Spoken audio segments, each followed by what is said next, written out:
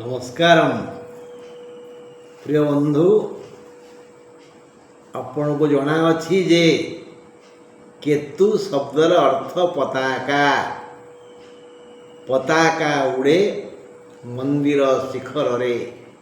ପତାକାକୁ ଆମେ ଉପରକୁ ଟେକି ଜାତୀୟ ପର୍ବରେ ପାଳନ କରୁ। କହିବାର ତାତ୍ପର୍ଯ୍ୟ, ଆମର ମହର୍ଷିଗଣ କାହିଁକି ଏ ଗ୍ରହର ନାମ କେତୁ ରଖିଲେ?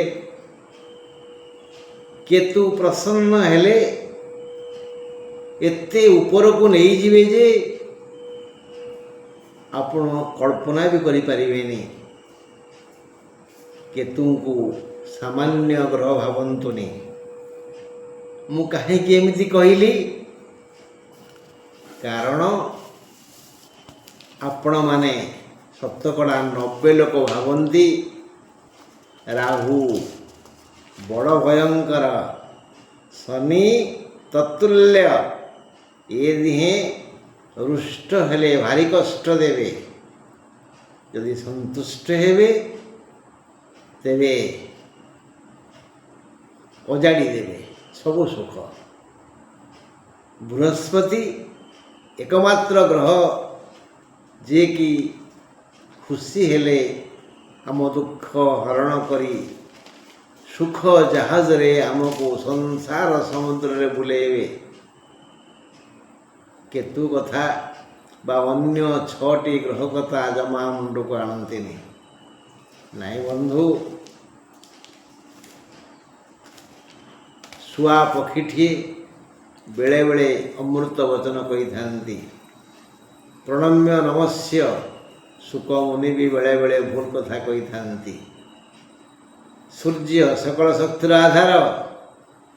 ଆପଣଙ୍କ ଖଟ ତଳେ ପଡ଼ିଥିବା ଛୁଞ୍ଚିକୁ କ'ଣ ଖୋଜିଦେବେ?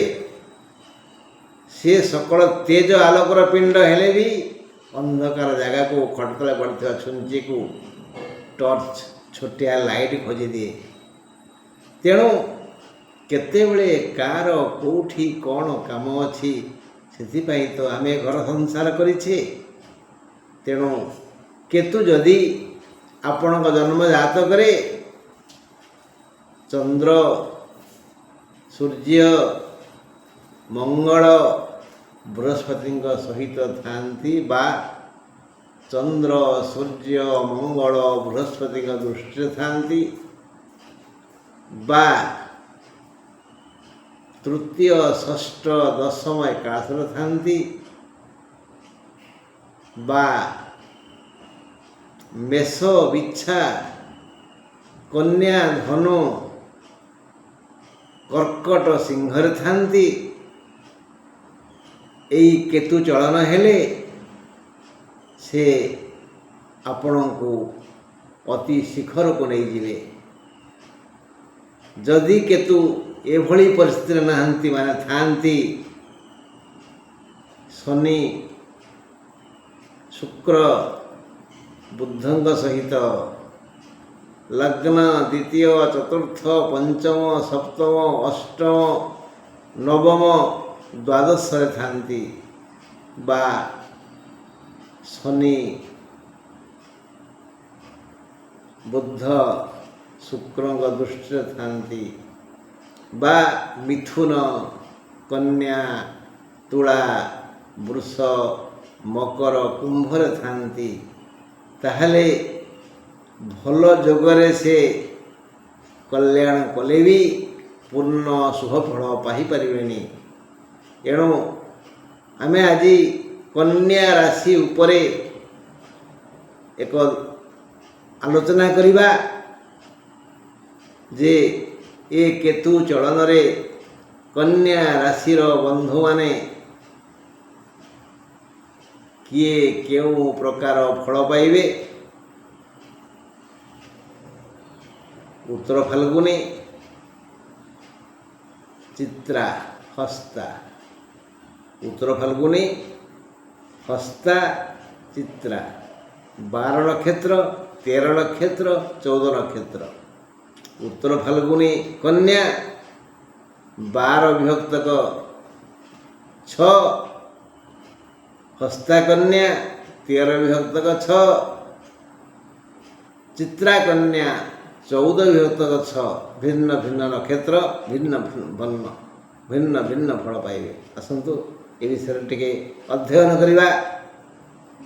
जदि राशि कन्या नक्षत्र उत्तर फाल्गुनी तेबे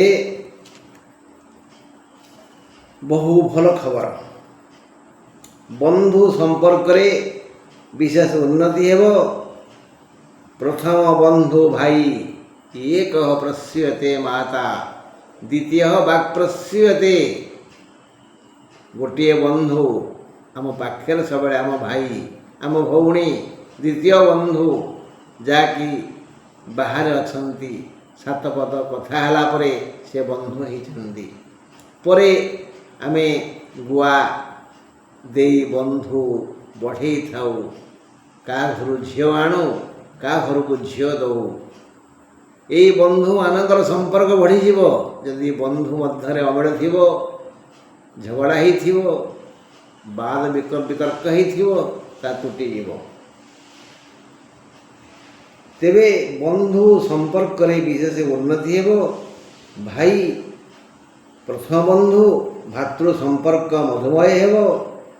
पुओ झीलंकर विवाहादि हेतु जो नूतन बंधु लाभ हेब, से माने समस्त आपण को बहुत सम्मानित करिवे, आदर करिवे।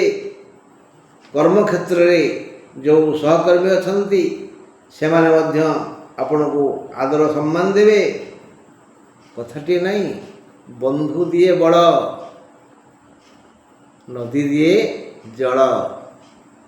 से भली बंधु आपण पाइबे। जदि कन्या राशि उत्तर फल नक्षत्र तेबे केतु ग्रह आपण को कल्याण करिवे। जदि जातकरे भल जगार केतु थिबे। जदि कन्या राशि हस्ता नक्षत्र तेबे भल समय नुहे।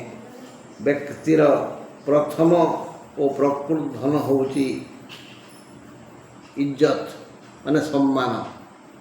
यदि सम्मान हजिगला ताहले Siya मिलेनी।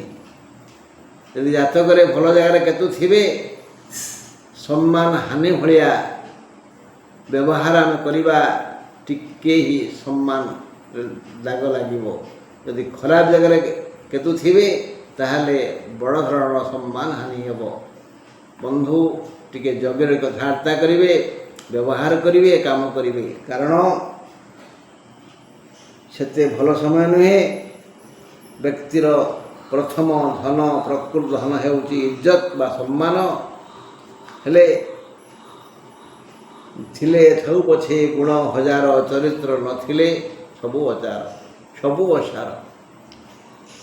If character lost, everything lost. Wealth lost, something lost. Health lost, anything lost. It will return, but character cannot return. अतः ब्रवीमि सम्मानम रक्ष्य। सम्मानेन उच्चस्थानं गमिष्यसि। जार सम्मान नहीं ये जगत तार किछि नहीं। यही समय रे मानहानि होई पारे। एणु कथा और काम रे सतर्कता रहिबा भल। धार उधार सुझिबा पाई सुजोग आसीबनी। तेणु जगी रगे खर्च करंतु। पैसा थिले आपण सम्मान रक्षा करि परिबे। पैसा नथिले आ पाखरे ता पाखरे गोड़ भांगी हाथ मळी ठिया ही नेउराई मागिबे, भाई किछि दियो। हाँ बंधु आमे जीवा एबे चित्रा पाखु। जदि कन्या राशि चित्रा नक्षत्र मान 14 विभक्त 6 तेबे अति शुभ समय। जातकरे जदि केतु कहिथिबा मुताबक भल स्थान में थिबे ताहले बहुत बढ़िया समय, बहुत बढ़िया लाभ हेब। जदि खराब जगह थिबे लाभ परिमाण कमी जीव।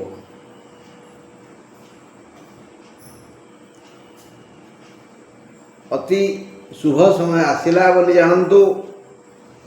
ଧନଲାଭ ମାନେ ଧନଲକ୍ଷ୍ମୀ, ବାଣିଜ୍ୟ ଲକ୍ଷ୍ମୀ, ଭାଗ୍ୟଲକ୍ଷ୍ମୀ ମାନେ ସମସ୍ତ ଲକ୍ଷ୍ମୀ, ସମସ୍ତ ଦେବୀ ମାଙ୍କର କରୁଣା ବାରି ବର୍ଷା ହେବ। ଯୋଗୀ ସନ୍ନ୍ୟାସୀମାନଙ୍କୁ ଈଶ୍ୱର ପ୍ରାପ୍ତି ହୋଇଯାଇପାରେ।